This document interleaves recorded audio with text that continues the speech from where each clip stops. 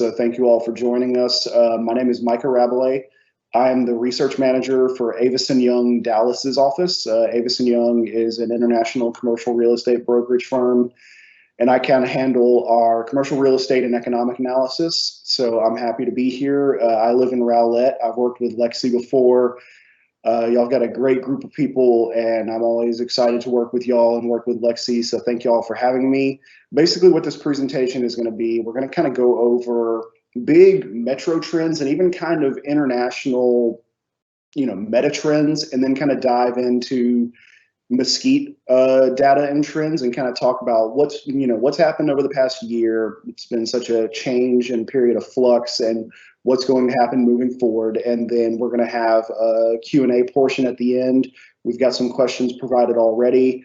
And if you have any other questions that you would like to present, please just type them in the Q&A feature in the chat, and we'll go from there. So yeah, so if y'all are ready, let's dive in. So next slide, Lexi. All right, so basically just kind of update on the metro, right? DFW is now the 4th largest metro in the country. We're at 7.8 million people, got almost 3 million households, 2.775 million households, just insane population growth, right? Like, we're all pretty familiar with the story now, but basically, and we're going to dive into it a little more in a little bit, but basically we added 1.3 million people over a 10-year period, just basically from the recovery after the Great Recession through 2020, 1.3 million people. And to put it in perspective, the Oklahoma City metro as a whole is 1.4 million. So basically, we added Oklahoma City metro to our population in a decade. And with that came a ton of job growth. We were averaging, 6-figure job growth year over year for over 5 years. Got a pretty good median household income of about $70,000. Housing still relatively little in the grand scheme of things compared to a lot of other major metros, especially metros of our size. So wages have kept up well with cost of living for the most part. Got a nice educated workforce, a lot of white collar and trade jobs. And yeah, so just the fundamentals of Dallas and DFW still remain pretty strong, even with COVID and everything like that. You see that our unemployment rate is already back down to 6.5% after going double digits for a little while. So our economic recovery is trending just slightly better than the national average after the big COVID shakeup around this time last year. So yeah, so things are still fundamentally pretty strong in DFW, and we're going to continue to see the growth and population growth and job growth that we have for the past decade. And we'll likely continue to see it moving forward. Next slide, please. From a commercial real estate standpoint, this is an overview of DFW. Basically, we are an enormous market across every sector, basically. From office, we've got 334 million square feet. We do tend to overbuild in Dallas. Anybody that's familiar with DFW and has lived here for a while or paid attention, we have just an extremely high amount of vacancy rate, that 18.2 vacancy rate. That seems terrifying to a lot of people. I was presenting to an ownership group out of Charlotte a few weeks ago, and their vacancy rate, they won't even build new spec product if their vacancy rate's over 6%, right? We've got an 18.2 vacancy rate, and we've got almost 7 million feet of square feet under construction. So that vacancy rate trends pretty even with where we sit. Houston's a similar thing. We just like to have a lot of product and supply out there. Helps keep those rates down, helps make relocations and expansions easy because we've always got space to go. But it does make us a little more vulnerable to, we basically, when you dive into numbers, that equates to where we've got about 70 million square feet of vacant available space sitting out there right now. Because of COVID, we did have a negative 5.6 million square feet of absorption, which absorption, just for those in case that's a term that's not familiar to you, absorption is basically, net absorption is the amount of people moving in and out of your office space, right? Like, that's the square footage that is being absorbed by the market. So net includes people moving out of spaces and moving in. So that negative number was one of the first times since the Great Recession where we've had a negative net absorption number, it's usually positive by a few million square feet. And so for us to go negative, much less to that level, just shows you the shakeup that COVID caused to the office market. And those effects will continue to trend for the foreseeable future. Industrial, which is kind of our, bread and butter, is we're just a monster market. We've got 881 million square feet with a nice low vacancy rate. We had a positive 24.4 million square feet of absorption, and we've got 30 million square feet under construction. A lot of that is pre-leased or, is build to suit. And we've just got a ton of solid fundamentals from an industrial standpoint, from warehousing and distribution. Mesquite, y'all know all about that with the intermodal, which we're going to touch on in a little bit. Industrial is just one of the best things to help DFW as a whole because we're just so centrally located. We've got great infrastructure between all the airports and intermodals. We've got the space and the land to affordably build these big warehouses, these million square foot warehouses that, Goodyear, Amazon, stuff like that come in and take. So industrial is just, we're likely, if you look at ratings out there or any publication, DFW is usually the #1 industrial market from an absorption, construction, sales, and just general activity standpoint. So just really great fundamentals there. Retail, we actually have the most square footage of retail space per capita of any metro in the country. So we like our retail in DFW. We like to shop. We've got 442 million square feet of retail space. We've got a 5.8% vacancy, so still nice and low compared to the quote unquote retail apocalypse, which is very real in some extents, but not so bad that it's destroying retail like some of the stories you read kind of thing. It's just evolving. We did have some negative absorption, but with COVID, that 12-month absorption was just a lot of overextended or just slightly full retail spaces got hit. A lot of big box was shaken up because there's just such a big online presence. And just unfortunately, COVID just did a lot to mom and pop shops too. So that negative number, again, that's a little unusual for DFW in the past few years, but in the world we live in, that's what came from it. But we are still building. Like I said, we do like our retail. So we've got over 3 million square feet under construction. Multifamily, kind of like industrial, we're just one of the biggest markets out there now. We're the 3rd biggest multifamily market behind only New York and LA as far as apartment units that we have. So you can see we've got about 890,000 apartment units out there with a vacancy rate of 8.4, which is pretty low considering how much we've built. We've built over 150,000 units in the past few years.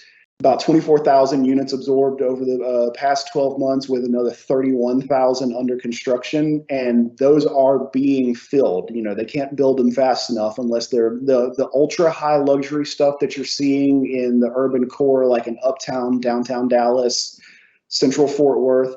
That's struggling a little more because they're just very high price points. There's a couple of apartments in Uptown and downtown Dallas where the asking rent per unit is trending upwards towards $3,000. And, that's just those California, New York prices, which the fundamentals just aren't really there yet for DFW. But the vast majority of regular supply is being immediately absorbed when they build it, just because we've got so many people moving here and we've got a housing shortage as far as actual single family ownership housing. So people are picking apartments. It's a strong, healthy market. So that's a nice overview. Next slide, please. And we're going to kind of dive into each commercial real estate sector for a little bit. And then, like I said, we'll pivot to the Mesquite stuff. So looking at DFW office, like I said, that negative 2.5 million net absorption for Q1 played into that negative 5.6 million absorption for the past 12 months. That negative 2.5 million net absorption for Q1 is one of the worst quarters we've had since the dot-com burst, even over any quarter in the Great Recession, actually. From a square footage perspective, the percentage of the market that it might have affected might have not been the worst, but as far as just pure numbers go, that's one of the worst quarters we've ever had. Just a ton of space being shed. Sales volume actually trended pretty consistently with where it is, maybe a little lower than it generally does. Office isn't the most popular product out there for trading in DFW. Industrial and multifamily are. So that 2.5 billion in sales is a pretty healthy number, and pretty consistent with where we kind of stand. The good news / bad news of both sides is that about half of the year's absorption was just single tenants and build-to-suits, those commercial or those corporate relocations, expansions, things like that. And so a single tenant is literally that. That means the building's occupied by a single tenant, and that's it. So you don't have to worry about getting 20 different tenants to take in your space kind of thing. So that's great, because that means that activity is still there for those big headline grabbing, Charles Schwab's, Ubers, that kind of stuff of the world. But also, we as a market can't be too dependent on that, because at the end of the day, you need your bread and butter law firms, CPAs, things like that, just normal local operations that are going to drive your market. So that is still trending a little lower. So we're just going to kind of keep an eye on that. Rent growth cooled down, which is good for the tenants, right? Because rents were growing at about 1% to 2% year over year, every year for about 8 years. So it's actually turned negative for the quarter, which for the first time in several years now. So rent growth is kind of flattened out. So rates will probably stay where they are. We've got, like I said, we've got almost 7 million square feet under construction, and it's spread out across the metro. The far north suburbs and like uptown, downtown drive a lot of that activity. Uptown, where I office out of, there's buildings under construction all over the place. And so that activity is still there. There's still interest in that spec product. It's not like COVID has completely shifted construction mentality for people. Developers still want to build, and there's still people taking that space. It might move at a little slower pace than it did a couple of years ago at the peak of our energy, but it's still big. We had over 3 million square feet delivered just in the last 12 months. And that pipeline will probably continue to pan out just with the stuff that is under construction. And the sublease space, that 9.2 million square feet of available sublease space, that is a huge number. Basically, that's available sublease space. We've got about 5 million of that is already vacated. So about 5 million vacant sublease space, but a total of 9.2 million available sublease space, which means, some of that, they might have just already listed it, but they haven't moved out, or they're just, they've got a negotiable term where they've put it up and they'll move out whenever they find a tenant kind of thing. But that is a huge number. And anybody that does office subleasing work knows that the sublease market is kind of a slog. It's not the most fun thing to deal with, but this is just a side effect of people, after having your workers all or majority work from home for an entire year, the trend has kind of shifted now because, people have gotten comfortable. Case in point, I'm at home in my home office, and it just kind of made people reevaluate, like, they're not having to commute anymore. They're not having to bring their lunch. It's easier to take care of the kids, pick them up and drop them off from school. All these things that made people really reevaluate, at least partially using a remote working or work from home system for a little while, made these large users that had a ton of space have to reevaluate, okay, do I even need this? And so you're going to see that sublease space kind of trend for a little while, and just the overall having people view what they do with their office space and how much they need will probably be one of the biggest side effects of all this. Okay, next slide. All right, industrial, like I said, just monster market, for lack of a better word. Almost 11 million square feet of absorption just in Q1. Like that's huge. That's an enormous number. We've got the second most inventory added in the last decade at 1.71 million square feet, behind only Inland Empire, which is out in California, slightly to the east of LA. Got 4.6 billion in sales, which trends pretty evenly. And we're still having nice solid rent growth, annualized rent growth, almost 4%. And again, having those major leases, we had 7 industrial leases that were over 1 million square feet in the last 12 months. Like I said, the big Amazons and stuff of the world, like that's pretty nuts. We've got 3 million square feet under construction, almost 30 million square feet and almost 32 million square feet delivered in the last 12 months, which put us first in the nation. The vast majority of that is that warehouse and distribution product. Like I said, we're a nice central location for helping spread out supply across the country. So you're going to see that continue. Next slide. Retail, like I said, 12-month absorption was the lowest it's been since the Great Recession. Still got a nice, relatively low vacancy rate, though. Far north suburbs and northern suburbs are driving most of that activity, especially with big box product. You know, these suburbs like Salina, Prosper, all that kind of stuff that are really just exploding in growth. They didn't have that much sort of supply for that kind of population. So now they've been building, you know, your Targets, your Best Buys, things like that, just those kind of anchor big box spaces, as well as the kind of diverse neighborhood stuff.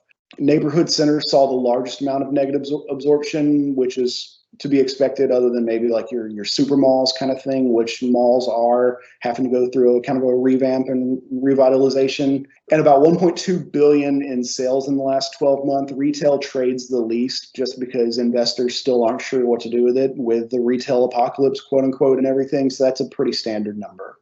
Next slide, please. Multifamily apartments are the new investor darling, even over retail.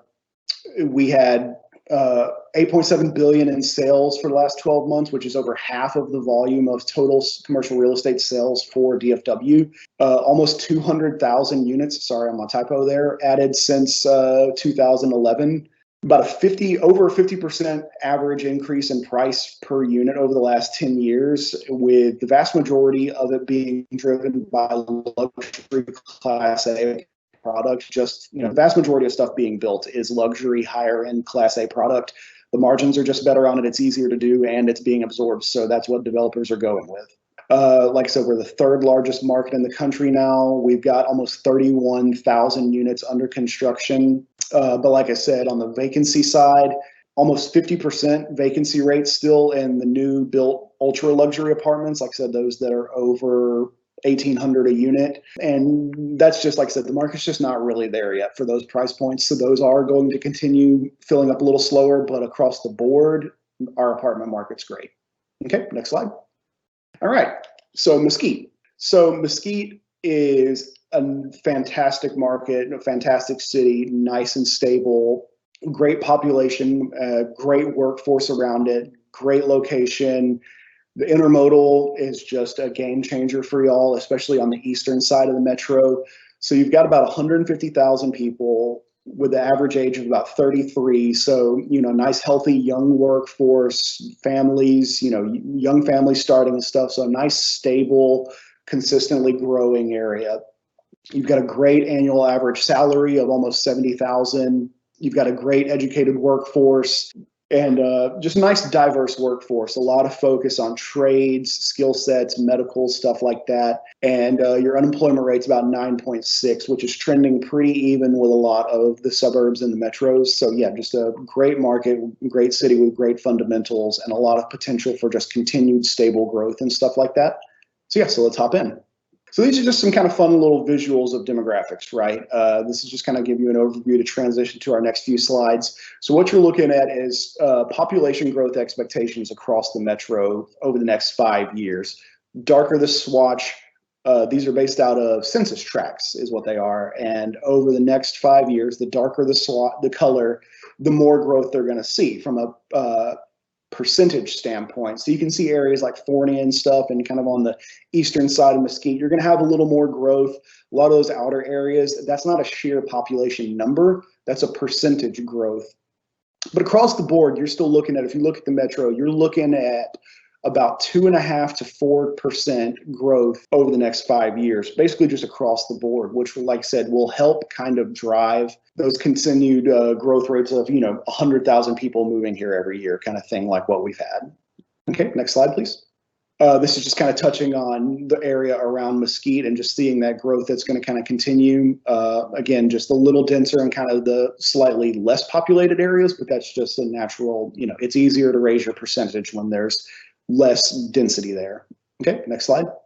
This is your median household income. You can see Mesquite kind of falls right in the middle, surrounded by, Sunnyvale is a very affluent area. There's a lot of the affluent kind of outer exurb areas. And then for Mesquite itself and kind of Balch Springs and stuff like that, falling right in the middle, like we said, that nice, healthy kind of $70,000 salary puts Mesquite in a nice place. Okay, next slide. This is a perspective of your transportation and warehousing, which again, so Mesquite having the intermodal being along all those thoroughfares and stuff like that makes it very appealing. So you can see a lot of those transportation and warehousing workers kind of work in the southern and southeastern area around y'all. So that's great for Mesquite for all that industrial supply and product in the area, and even all the way out to the Terrell area and stuff like that, all the way up to Garland with the kind of Garland area submarkets and East Dallas and stuff like that. You've got a great population to draw from that area. So that just helps position y'all to keep having a strong worker supply for all that industrial transportation logistics work. Next slide. And this is just kind of zoomed in, so a little better picture, but we can skip to the next one.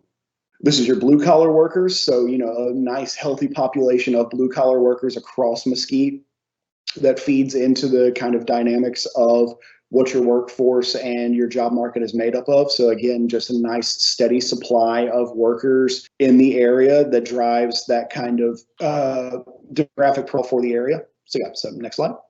These are your healthcare workers. Like we said, that's one of the biggest economic sectors for Mesquite. And so you can see there's a lot of them around the area, nice density, variation of colors all around, driving those medical users, those medical offices, those, just all the hospital workers and stuff like that. So again, just a nice population supply in the area. Okay, next slide. And from the age standpoint, this is kind of just showing you what your overall profile of age range looks like. So this is your Gen Xers. These are, your kind of 40 to 55, 40 to 60 range people. Mesquite, kind of falls in a nice, healthy population of that. So, established families, people that have children, they're still in school, stuff like that. So kind of that range, a lot of them in the kind of general Mesquite area. Okay, next slide.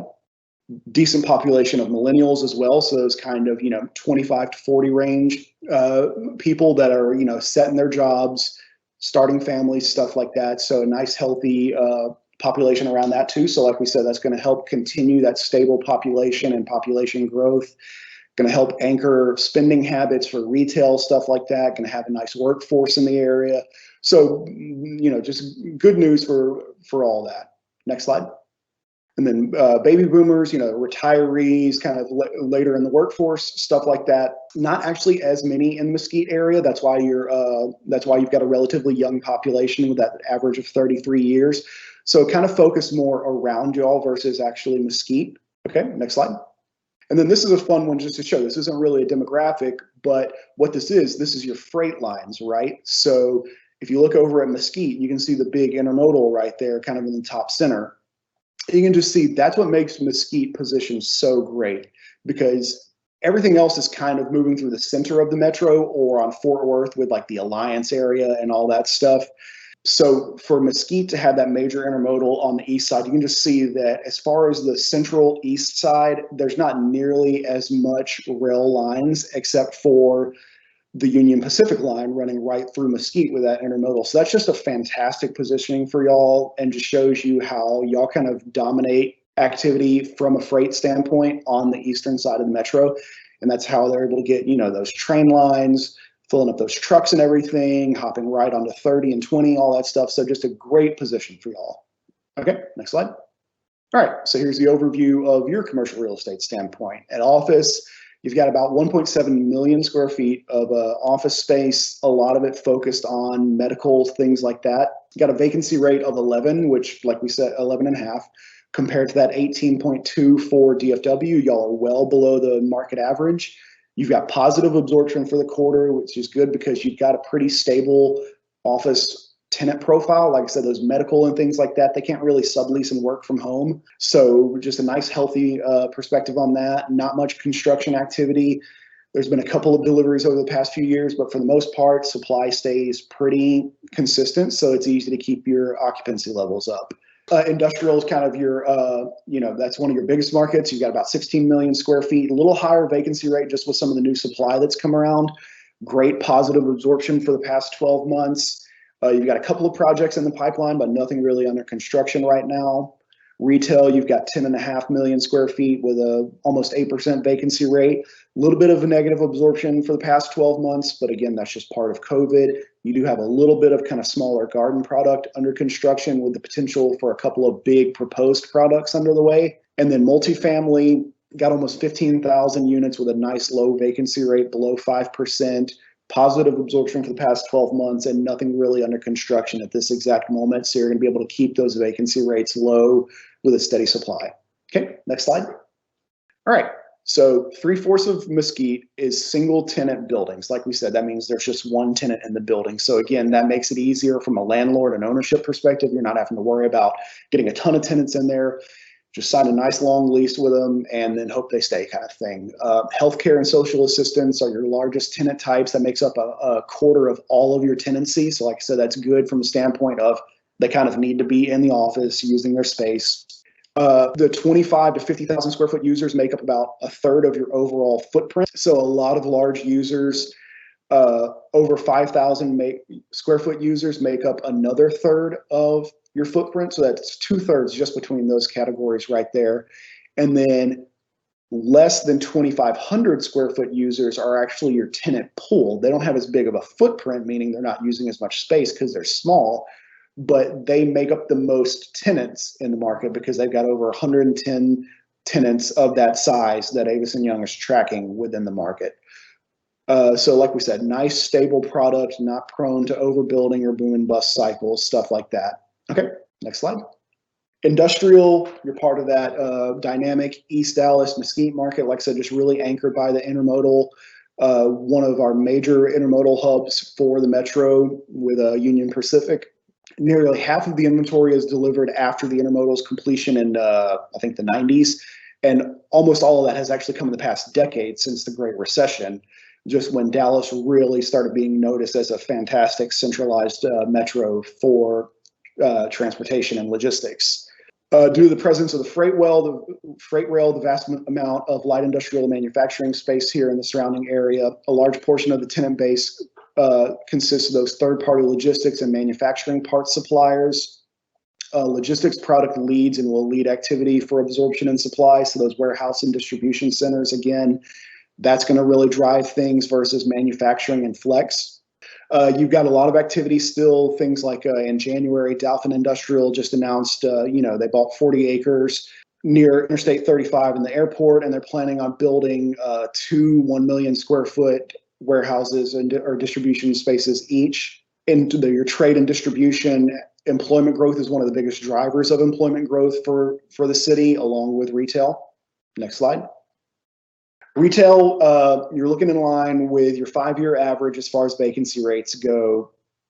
They're essentially unchanged from this time last year, so that is good. So even with a slight dip in absorption, you haven't vacated a ton of space. You still got retail activity. You still got a retail presence. People are coming in, spending money, things like that. You're still trending positive with your rent growth at about 1.2% year over year. Neighborhood centers and strip centers are maintaining lower vacancy rates than kind of general retail, which are those kind of standoff single buildings or just, retail.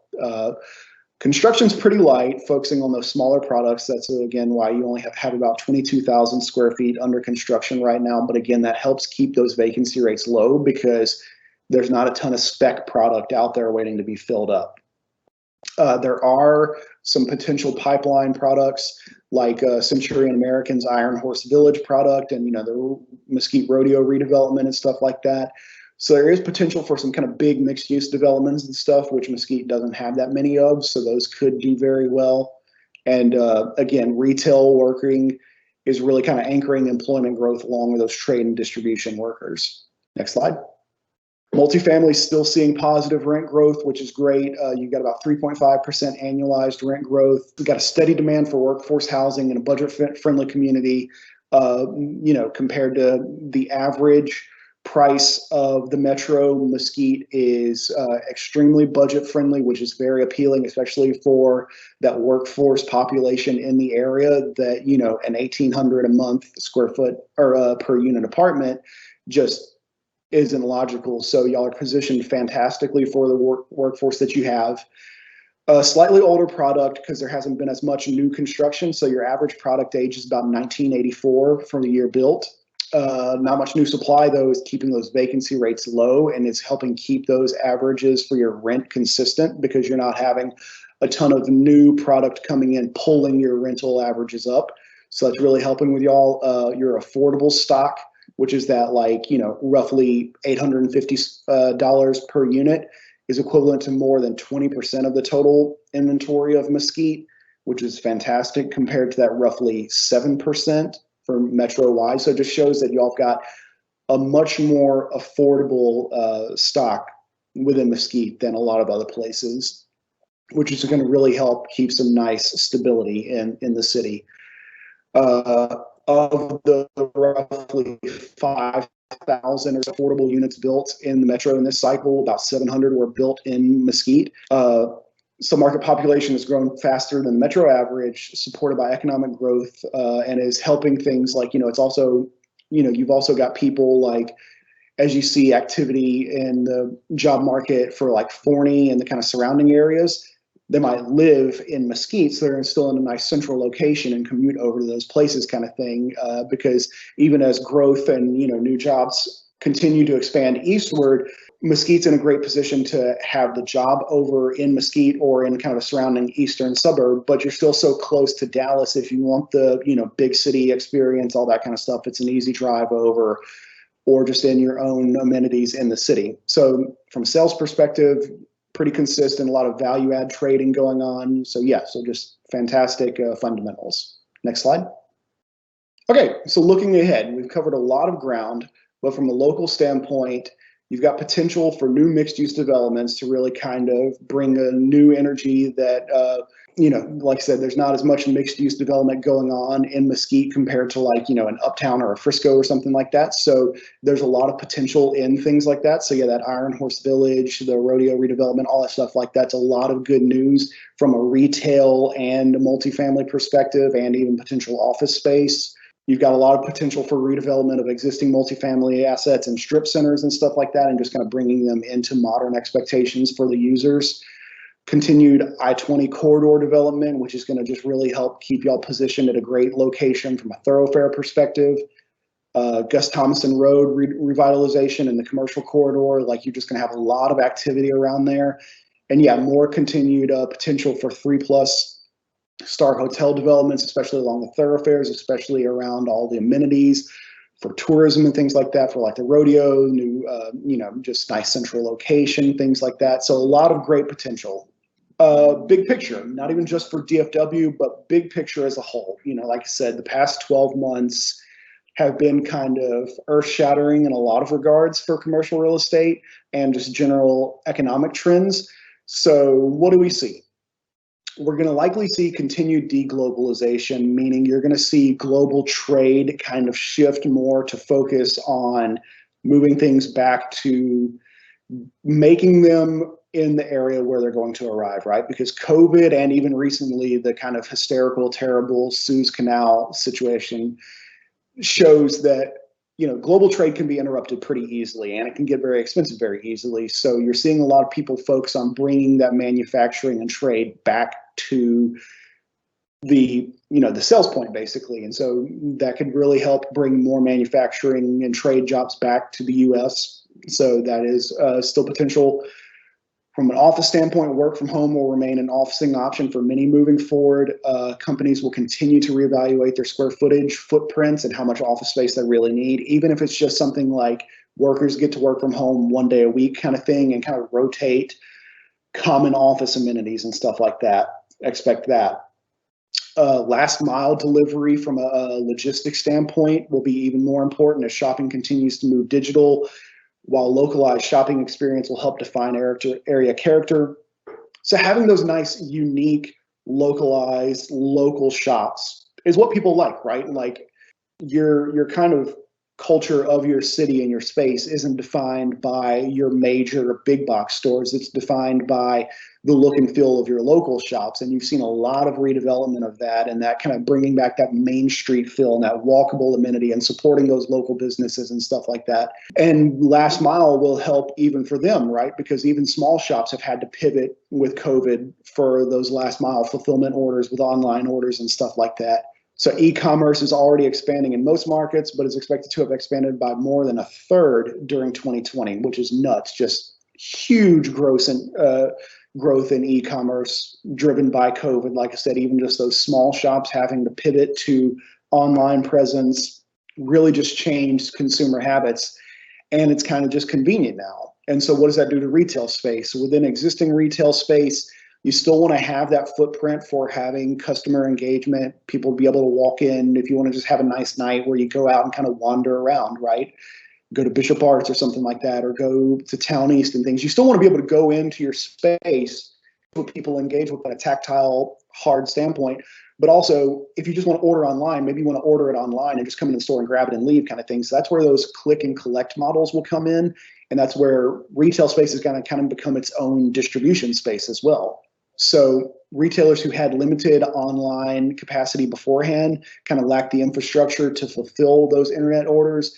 So they're having to piggyback on these new last mile solutions. And so what you're seeing is kind of a whole new last mile distribution logistics standpoint, where you've got things like Deliveroo and Uber Direct, where basically, Uber drivers are now logistics drivers, right? Because it's just so a local retailer can just partner with, instead of a long-term contract, they can do something like an Uber Direct deal, and they just have an Uber driver come pick up their packages basically and do that localized delivery. So it's just really changing what logistics look like. And then for essential items, these new micro fulfillment centers are being established to provide like that rapid replenishment to groups of stores, especially kind of in those urban environments where you've got your established presence, but your stock space is limited. So you've got these kind of micro fulfillment centers where you've just got your core items or a core set of items set aside to kind of stay there and easily deliver. Because, that whole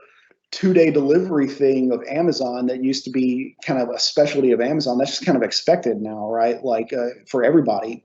So you're going to see that continue to just kind of be the industry standard, and expect that micro fulfillment to continue to grow and fill in these kind of last mile shops around the metro to compensate for that. From a construction standpoint, I don't know if anybody's tried to even buy a 1x4 from Home Depot recently, but lumber crisis is putting extreme strain on construction and construction materials.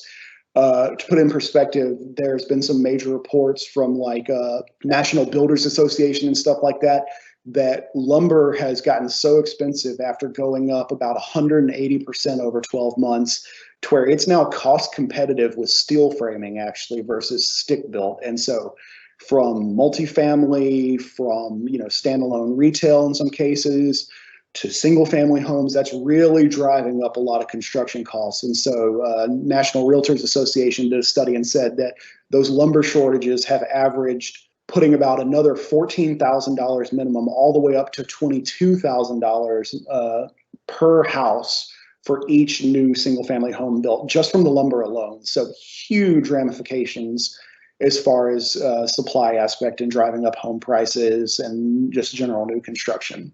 And I think that's it. Next slide, I think it's just Q&A time. So I don't know if we have any Q&As in the chat. Let me see, let me load that. But we did have some beforehand. So if anybody else wants to type some Q&A in the chat, you can. And if not, I'll just go through the ones that we had beforehand that I kind of haven't touched on yet. So let's see. Okay, so we got one earlier that said, is physical retail going to fail? No. Long short of it, no. It's going to evolve. There's going to always be a desire for kind of that experiential, like I was saying, that kind of tactile experiential shopping experience and even just a walkable shopping district, right? Like I said, like just having a nice Friday or Saturday night out, right, kind of thing. You just want to walk around and kind of window shop, go into spaces and stuff like that. Like people are going to want that. They're not going to want to just always buy everything online. The online click and collect aspect will drive some new kind of evaluations of things, but no, it's not going to fail.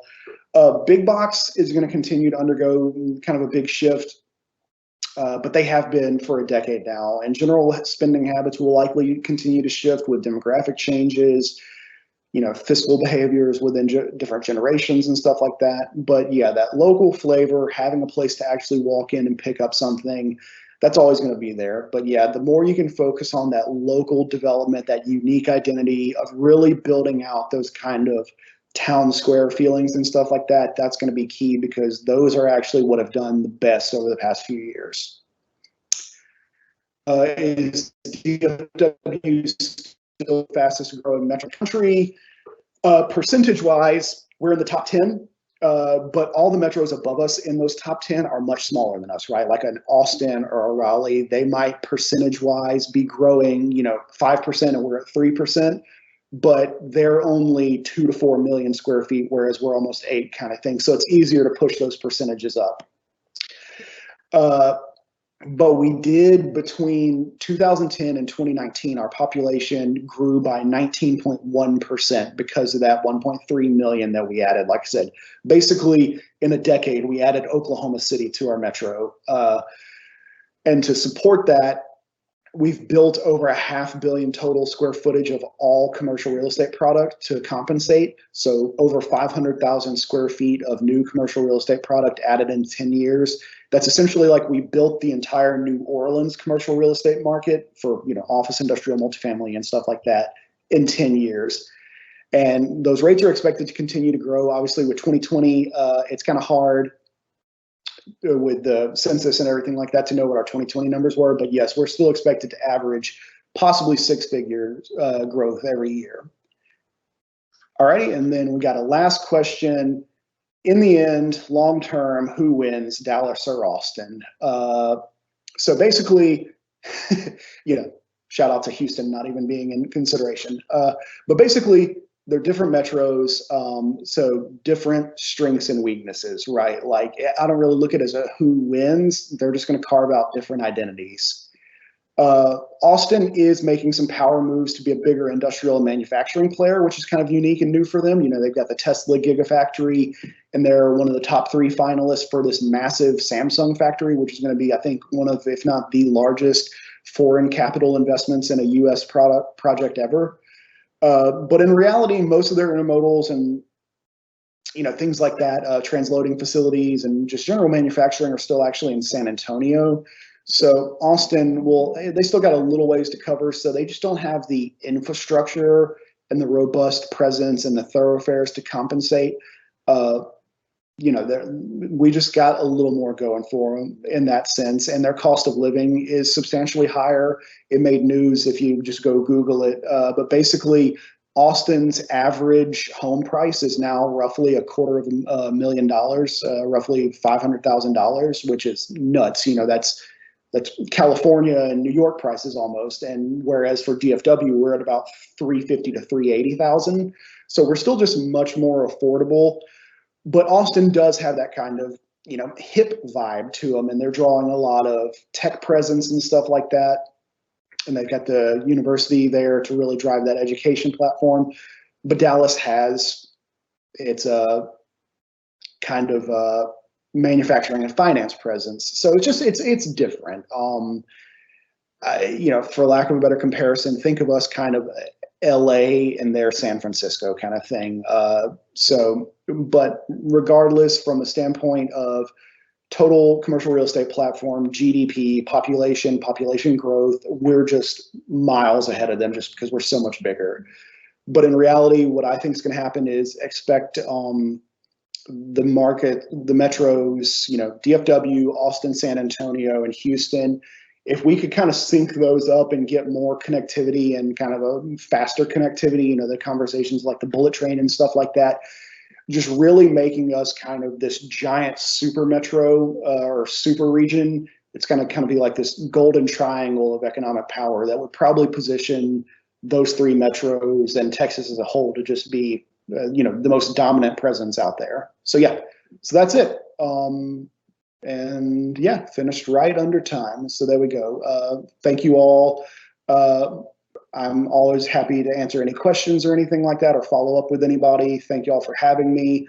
Sorry for the technical difficulties. And like we said, if anybody has any follow-ups or wants to do another round, we're happy to do so. And thank you for Mesquite BRE for hosting us. Thanks, Lexi, for reaching out to me. And yeah, excited for Mesquite and for y'all's future, and I'm happy to be y'all's neighbor.